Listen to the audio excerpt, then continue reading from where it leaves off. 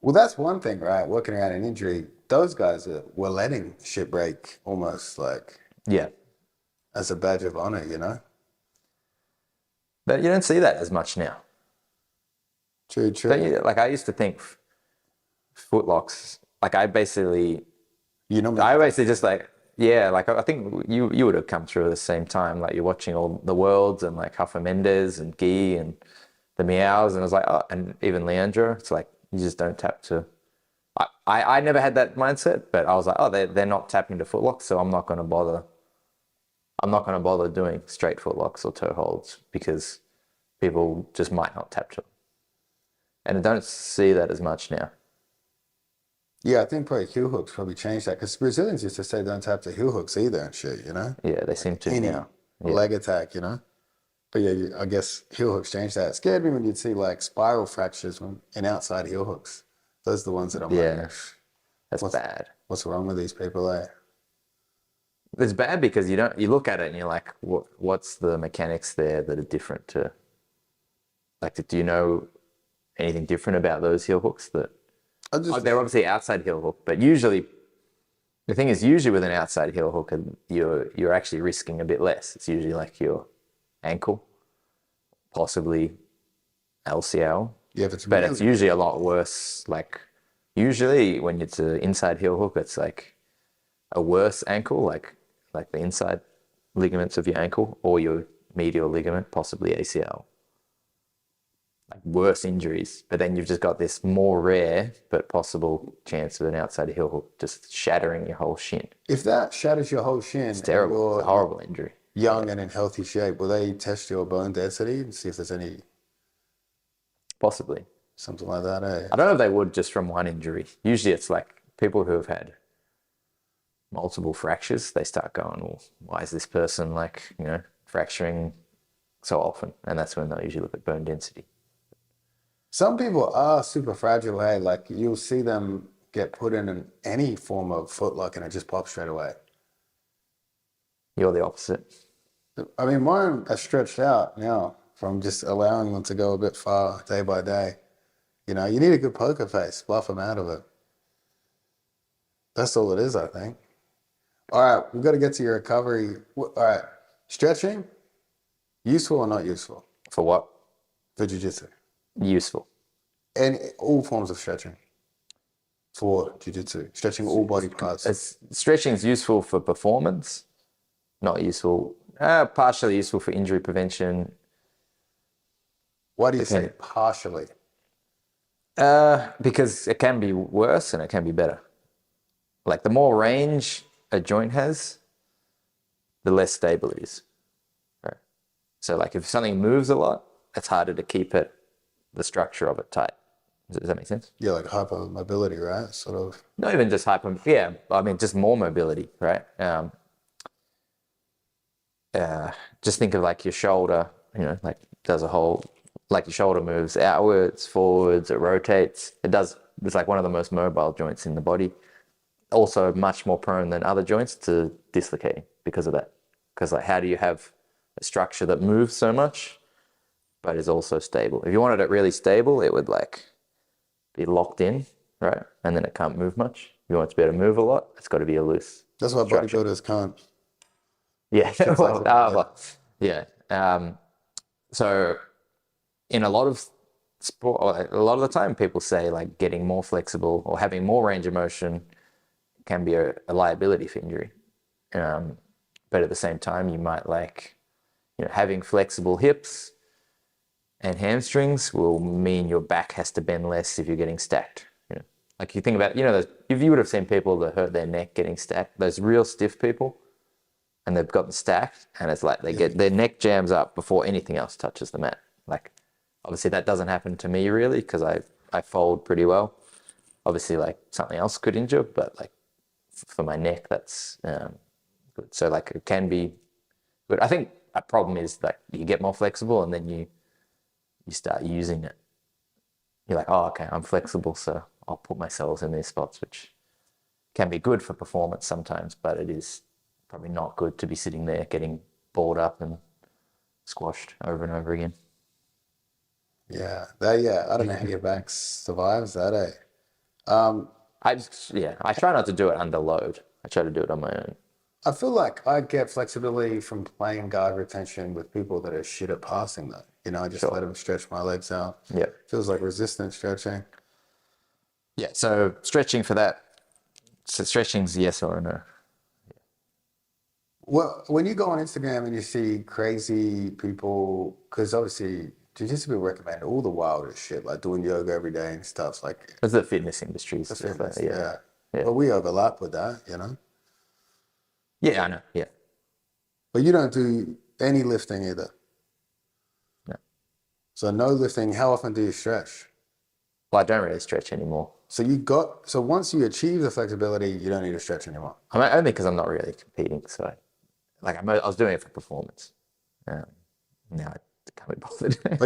But your flexibility is Yeah, it stays for the most part as long as you're using it. Strength training actually does, like strengthening is probably one thing that's been shown to reduce the risk of injury.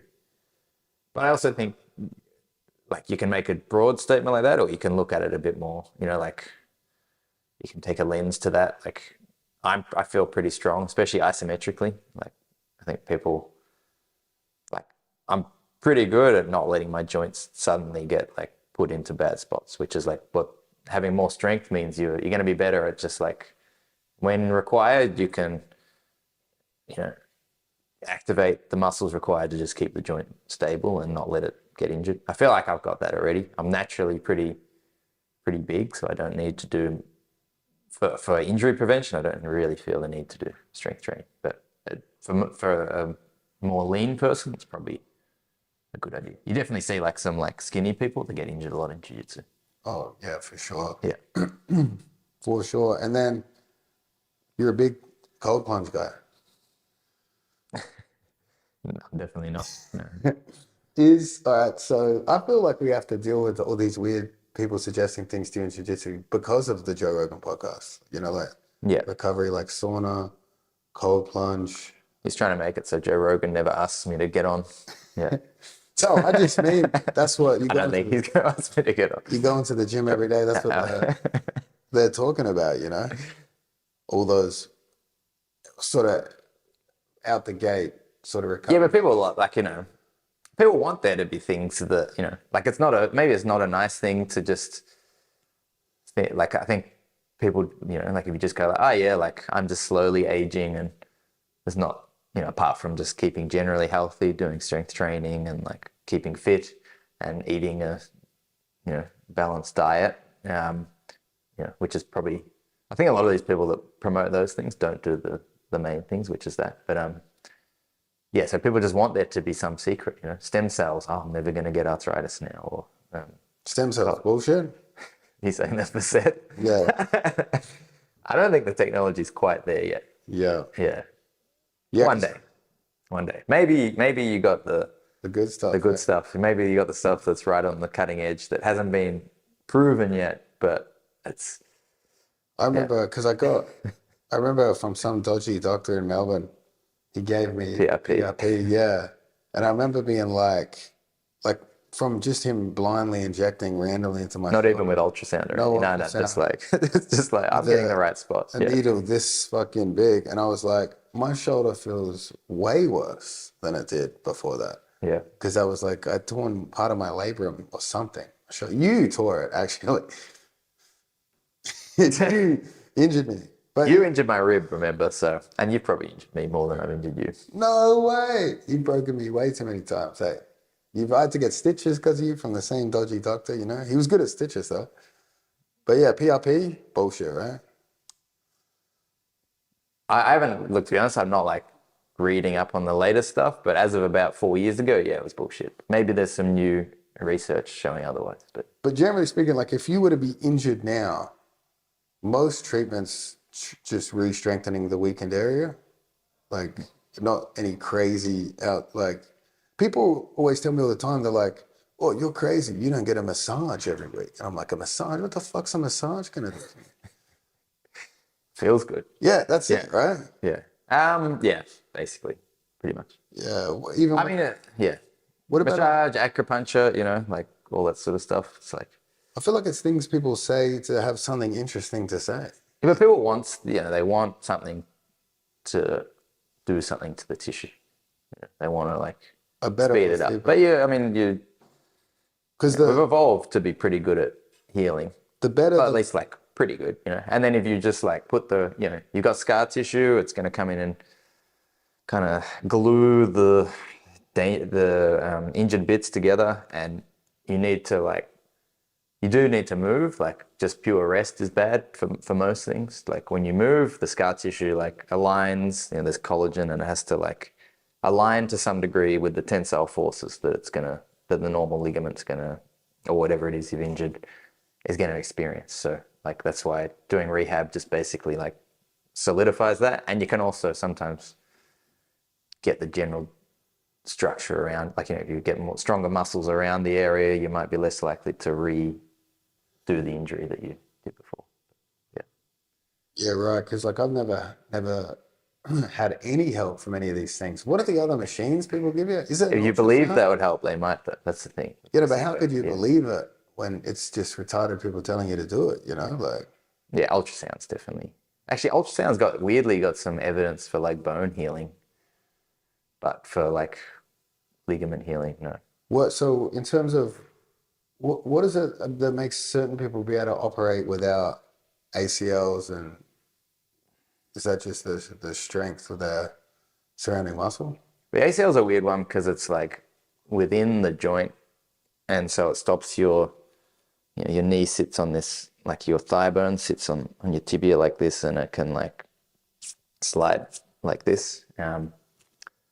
So it is actually something that, given good movement and like good strong muscles around it that are like supporting the joint, and probably a bit of not every knee actually looks just like, people don't look the same. Not every knee actually looks the same. Some might be more likely to still be stable despite the ACL being gone. So for those people who do rehab, they might not need surgery, and some people, they get it torn and they do all the exercises they want and it's still unstable. Is it more heading in a direction of people attempting rehab only first now than operate straight away, or? It seems to be heading more towards that. I think the recurrence rate, if you do your ACL and you're under 19 years old, the recurrence rate's very high, like 80% or something like that. I can't remember the exact. It's like very likely you're going to do it again. It's pretty crazy. So like but that's probably like like those people that probably predisposed, like it's happened early because it was going to happen, Yeah. Whereas if you're 30 and you tear your ACL, you probably move in a way that is generally protective of it, and you're just unlucky, and you're probably more likely to cope with. But still, do your ACL and you want to keep wrestling and doing like pivoting and stuff, it's got to be back to very good function. Oh, really? Because Nicky, Just like you can just like play guard and it's a bit easier, but like some of the higher like wrestling, I think, is a lot harder. But maybe for some people it grows back. yeah, that's crazy. It grows back. Yeah. That's wild. What's wild to me is people can not have an ACL and not know it, but they could have had it torn and they never even. It's wild that someone will have an injury and they act like they're about to die. Someone else will have the same injury and not know they're actually injured. Yeah. Nicky Ryan, like he had his meniscus stitched and it failed. So then the surgeon cut out like 95% of. That's bad long term, right? Would you always suggest people generally get that one stitched back up rather than removed if you're young? Yeah, they usually try to stitch it up because it's at least supposed to. I mean, once you take it out, you can't put it back. And the meniscus is a funny one because it's like probably the least of your worries in terms of time out. Like if you fully rupture your LCL or ACL or even MCL, you'll be out for a longer time than a meniscus tear where they can just cleave it. But long term, it's more likely to get arthritis than any of the others. I talk to so many people that are always like, bro, we're like 5 to 10 years away from them regrowing meniscus. I'm always like, oh, I guess so. that'll be down in Mexico with some stem cell facilities, right? I see why people make so much money off the health industry because everyone wants some wild cure. I feel like they want to be able to tell their friends about it more than they want to actually have the cure done to them. You know, like it's a cool thing to talk about. But you don't think there's anything wild out there now like that? Maybe I mean, look, it's not like I'm not like Oh, going to like I'm gonna hold conferences. you to it Yeah, now. I'm not going to conferences and seeing what the latest like evidence is behind these days. So like there could be, I'm sure, like without a doubt, people are getting better at closer to those things. But I think it's just very complex, and it's not something that's easy for like you got to like to regrow a meniscus. Seems like it sounds easy, but there's obviously a lot to doing that. Yeah, so I don't think yet. So there will be if 5 years. 5 years. No. Yeah, put a time on It's like it. nuclear fusion, right? It's always 5 years away, 10 years away. So if you were to take any serious injury, there'd be no wild treatment you'd try.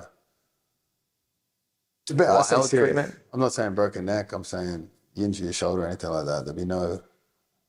I mean, I think people get desperate if nothing else works. Yeah. Then you try. You try. I mean, if you're actually like, let's say you're actually in pain, like a lot of pain, and like you've done all your rehab you're supposed to do and it's not working, like that's probably when people are like, I can't. But when they go like, I can't, I've tried all the things I've been told to do and I'm still in pain, that they start looking for, unusual things. Unusual things to try. Yeah, experimental. So I'm at the point where, like, if my body breaks down, I'm just gonna be like, you know what? Well, let's call it a day. You know. But what if it doesn't go away, the pain? Well, I just mean I'll stop training. You know, I'll be like, fuck it. You know, Yeah. we'll go jogging. Maybe what if you still sore? Still sore. Well, just get addicted to painkillers or something. They've already solved that problem. You know. Fair enough. Yeah. No. If someone, that's why I give people bad positions in the seminar because I'm like, fuck, someone break today, so I can just have a vacation for a while. You know. You want to have time off? Yeah, you can just do that. Yeah, I know. No, there's too many good opportunities, you know. Taking on old MMA fighters, that's the business.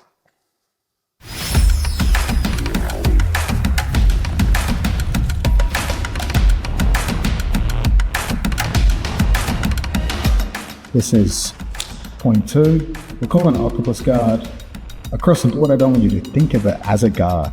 It's not a guard, it's not a closed guard, it's not a half guard. It is a position that we are moving at all times. We're hitting tipping points, tilting points, we're making them chase us and onto us, shoot for submissions and pins that aren't really there. So again, although we're calling it Octopus Guard 2.0, try not to think of it as a guard, think of it as an ongoing scramble. That is a problem that is hard for them to solve, and we're going to have sort of answers for all the options and all the risks we take along the way.